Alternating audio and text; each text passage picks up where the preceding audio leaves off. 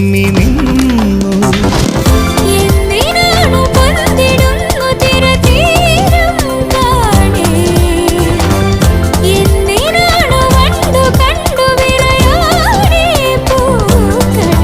പറയൂ മനമേ, ചൊരിയൂ മധുരം പ്രിയതേ.